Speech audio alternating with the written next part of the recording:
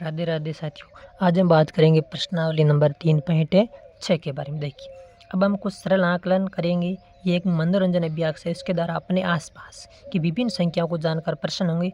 याद रखिए कि दिए गए प्रश्नों के लिए सही संख्या जानने में हमारी रुचि नहीं है।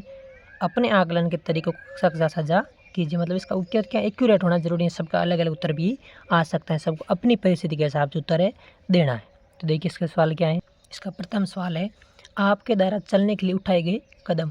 मतलब आपके द्वारा चलकर कितने कदम उठाए हैं। सबके कदम अलग अलग हो सकते हैं। किसी के पैर लंबे हैं तो कम कदम चलेंगे, किसी के पैर छोटे हैं तो अधिक कदम है चलेंगे। सबसे अलग अलग होंगे। सबको अपनी परिस्थिति के हिसाब से उत्तर देना है। ज़रूरी नहीं कि हम कह रहे हैं वो उत्तर भी सही है।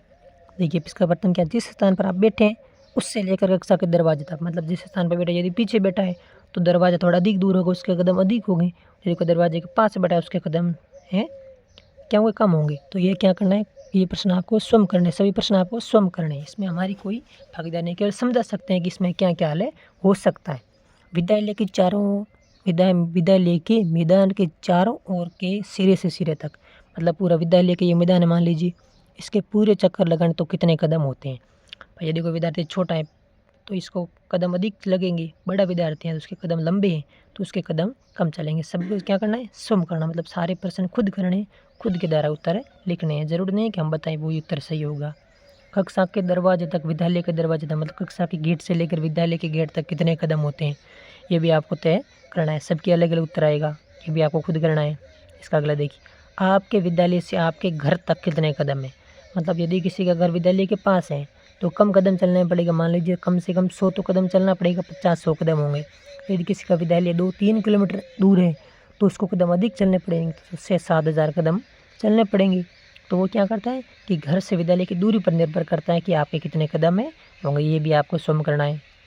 अगला देखिए, अगला क्या है, आपके द्वारा आँखों को झपकने की संख्या या आपके द्वारा ली गई सांस की संख्या। मतलब आप कितनी बार आँख को झपकाते हैं, पलक झपकाते हैं, और उसके साथ क्या है कितनी सांस भी लेते हैं। 1 मिनट में कितनी सांस लेते हैं। मतलब 1 मिनट में आप कितनी आँखों की पलकें झपकाते हैं, 1 मिनट में कितनी सांस लेते हैं। सबको ये खुद गणना करनी पड़ेगी। ज़रूरी नहीं है कि हम बताएं वो सही होगी।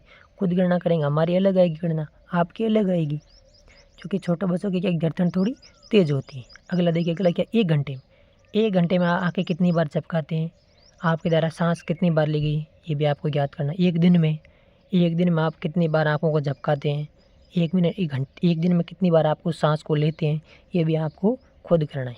अगला देखिए, अगला क्या है, अपने आसपास की ऐसी वस्तु ज्ञात कीजिए जिनकी संख्या कुछ हज़ारों में हो। मतलब ऐसी संख्या ज्ञात करनी जिसकी संख्या कैसे में होनी चाहिए, हज़ारों में।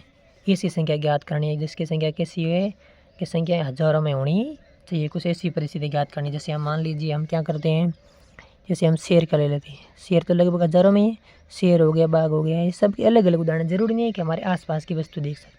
जरूरी नहीं कि हम बताएं वही सही है।